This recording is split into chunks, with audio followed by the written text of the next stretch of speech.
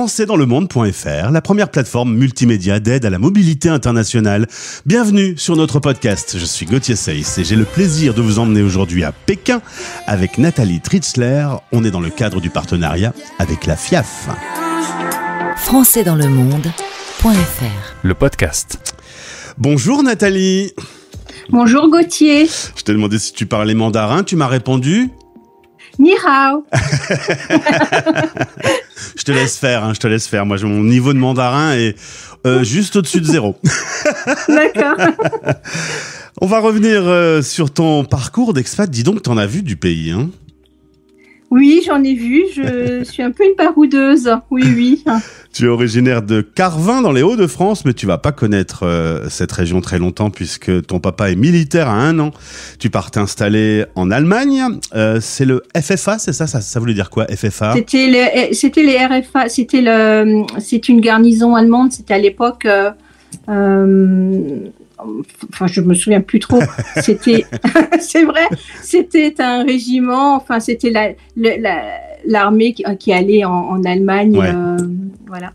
En tout cas, vous y êtes jusqu'à tes 10 ans. Ensuite, pas très loin, en Alsace, à Haguenau. Tu vas y rencontrer ton mari. 2 enfants vont arriver, qu'on salue. D'ailleurs, l'un des 2 est aujourd'hui expat. Souvent, les expats font des enfants expats. Je ne sais pas si tu as une statistique là-dessus, mais c'est assez féroce. Bah écoute, on verra. Ils sont en couple, donc oui, je pense que on va voir. On va se laisser porter sur ce qu'ils vont décider. Mais je crois que mon fils Étienne va partir. Oui. Étienne va sans doute s'installer à l'étranger. Alors un jour, ton mari revient et dit j'ai entendu parler d'un poste à Hong Kong. Et toi, tu réponds pourquoi pas. Donc t'étais prête en fait, hein ? J'étais prête. Je travaillais aussi, donc il fallait. C'était une grande décision. On venait d'acheter aussi une maison. On venait de déménager, donc se rapprocher du travail de mon mari. Et voilà, un jour, mon mari me dit, c'était en mars ou en février ou mars, j'ai entendu qu'on cherchait quelqu'un sur Hong Kong. Et peu de temps après, avril, il est parti à Hong Kong et dans la même année, en août, nous avons pris nos valises et les enfants et nous sommes installés à Hong Kong en 2004. En 2004, 7 ans d'aventure à Hong Kong, ensuite ce sera Shanghai. Ensuite, c'est un peu plus frais, c'est à Copenhague. Ensuite, c'est un peu plus loin, Melbourne. Dis donc, quel voyage. Et à chaque fois, c'est des cultures très différentes, des décors très différents, des météos très différentes. Vous arrivez à vous installer... Ah bah oui, voilà, on peut le dire. À chaque fois, tu t'installes et tout va bien ou il y a des petites phases qui sont un petit peu difficiles ? Non, je suis plutôt d'une nature vraiment... je baisse pas les bras, on y va, on s'installe. Le plus important, c'est les enfants. Il faut que ça soit bien. Et puis le logement. Une fois qu'on a tout ça, on démarre la vie et il faut que ça aille. Il faut que ça aille. Et il faut que ça bosse aussi. Tu m'as dit, à chaque fois, j'ai dû travailler. Il fallait que je travaille. Ben oui, c'est moi. Donc à chaque fois, je me suis adaptée au lieu de mon expatriation. Et il fallait que je travaille. Et j'ai trouvé à chaque fois du travail. Et c'était vraiment très, très enrichissant. Ouais. Alors, à chaque fois aussi, tu vas te tourner vers les accueils de la FIAF. Tu m'as dit, ça m'a beaucoup aidé, c'est important, ça aide les nouveaux, ça crée du réseau. À chaque fois, ces accueils t'ont permis de faciliter l'expatriation ? Exactement. La FIAF, vraiment, et l'accueil, par exemple, Hong Kong Accueil, où j'étais, c'est très important, ça facilite notre adaptation, notre intégration dans le nouveau pays d'accueil. On rencontre de nouvelles personnes, ça facilite aussi les échanges culturels avec les expatriations. C'est créer aussi des liens avec la communauté et ça forme un réseau social et ça, il faut pas rester seul, il faut vraiment aller dans ces accueils pour s'épanouir aussi, c'est important. Pour et de connaître et de rencontrer des gens. Mmh. Oui. Alors, ton mari travaille dans une filiale SNCF, dans la construction de gares. L'opportunité d'aller vivre à Pékin, pour toi, ça a été tout de suite un rêve, tu m'as dit. Pékin, bah oui, parce que c'était, la grande muraille. Tu te rends compte, je disais, on va aller sur la Grande Muraille. C'est quelque chose, c'était pour moi quelque chose vraiment d'important. C'était aussi cette fameuse place Tiananmen, enfin, de voir aussi tous ces temples. Enfin, Pékin est quand même chargé d'histoire. Bien sûr. Donc, voilà, la cité interdite. Oh là là, ça y est, je suis à la cité interdite. Ouais. Ça y est, tu vis ton rêve. Et en plus, tu avais un autre rêve, c'était de vivre dans ces fameuses petites maisons à court carré qu'on appelle des hutong. Les hutong, oui. Alors, vous y êtes, vous avez trouvé ça aujourd'hui. C'est pas le quartier où se trouvent spécialement les Français, mais c'était ton rêve de t'installer là-bas.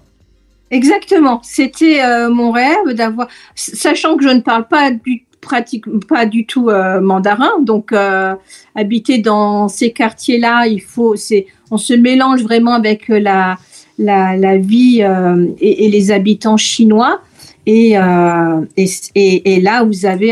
on crée un lien. Les Chinois sont de nature curieuse, hein, donc ils viennent, ils veulent vous connaître, ils sont joviales, ils vous apportent même à manger. Enfin, moi où je vis, on crée une grande famille, et une entraide aussi, c'est très chouette. Hein. Le fait d'être occidental ou français, il n'y a pas de barrière, il n'y a pas de mise à l'écart.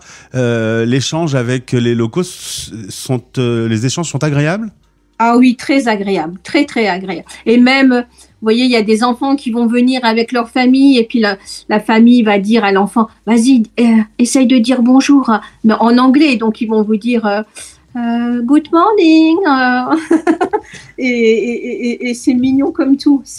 Non, c'est vraiment bien. Et si j'ai un problème maintenant, je vais à côté, je sors je vais chez la voisine, elle va m'aider. Tu me dis, il y a une espèce d'esprit de famille, un peu comme ça, où chacun s'entraide. Exactement, oui.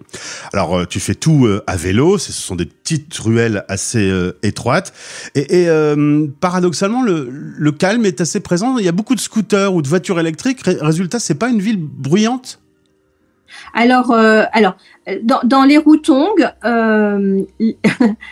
les gens se couchent très tôt. Donc, à 20h, 21h, il n'y a plus du tout de bruit. Et jusqu'à 5h30, 6h du matin, c'est d'un calme absolu. Voilà, vous sortez après de ces hutong-là, vous allez sur les grandes artères. C'est pas très bruyant parce que beaucoup de voitures sont électriques, les scooters sont électriques. Donc au niveau nuisance sonore, à part les klaxons, ça va. C'est raisonnable. Alors, c'est raisonnable. Pour le conseil du jour de Nathalie, c'est de s'intégrer. Il faut vraiment s'immerger dans la culture. Certes, il y a des magasins, on peut trouver des magasins pour les occidentaux, où les prix sont d'ailleurs très chers, mais rien de tel qu'un bon marché, des bons produits chinois. Oui, alors là, la diversité en fruits et en légumes sur les marchés chinois, c'est vraiment extraordinaire. Après, c'est comme partout, quand vous arrivez, vous faites connaître, enfin, on vous regarde, et puis après, vous êtes habitué. Les prix sont fixes. Voilà, on va pas vous marchander un prix parce que vous êtes étrangère. Enfin, sur les marchés, maintenant, les prix sont indiqués. Et vous cuisinez vraiment d'excellents... Enfin, même des choses qu'on ne connaît pas, je me dis, bon, bah allez, je vais essayer de tenter. Et des fois, c'est bon, des fois, c'est pas bon. Mais... Il faut parler le mandarin parce que évidemment on parle pas français sur les marchés et puis on parle pas beaucoup l'anglais non plus. Du coup, tu as immersion dans la langue obligatoire quasi. Oui, donc il faut parler mandarin sur les marchés, mais vous savez, j'aime bien aussi faire des mimes comme du théâtre et avec mes gestes, ma gestuelle et tout, on arrive à se faire comprendre. Voilà. Alors, paradoxalement, dans toute cette histoire millénaire de Pékin, se conjugue aussi la modernité. Tu disais, c'est incroyable, on fait tout avec son téléphone. Oui, on fait tout avec son téléphone à Pékin. Vous savez, à Pékin, on a le WeChat. C'est un compte où vous avez même votre carte bancaire sur le téléphone. Votre wallet, c'est un porte-monnaie aussi avec le téléphone. Sans téléphone, à Pékin, on n'a pratiquement plus d'argent. Enfin, c'est plus d'argent. Enfin, il y en a encore, bien sûr. Il y a mais on paye on fait plutôt en numérique. De choses avec le téléphone. Oui. Tu gardes un lien avec la France, tu suis un peu son actualité, ou alors tout ça te semble très loin? Alors, notre rituel le matin, c'est au petit déjeuner, nous mettons le journal télévisé. Voilà. Pour avoir un petit lien. Donc, on regarde le journal télévisé le matin pour avoir une touche un peu... voilà, c'est ça. C'est de ce qui se passe au niveau actualité. Alors, sinon, on a des journaux aussi. Oui. Hong Kong, Shanghai, Copenhague, Melbourne, Pékin, un peu Strasbourg, un peu l'Allemagne. Aujourd'hui... Dans toutes ces expériences, est-ce que Pékin est vraiment en numéro 1 ? Ça reste ton rêve qui s'est réalisé ?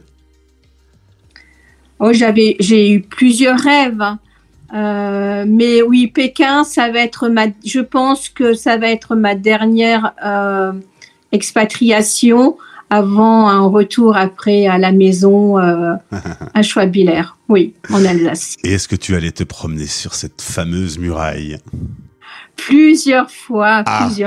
J'y ai même dormi, campé, et c'est toujours aussi magique.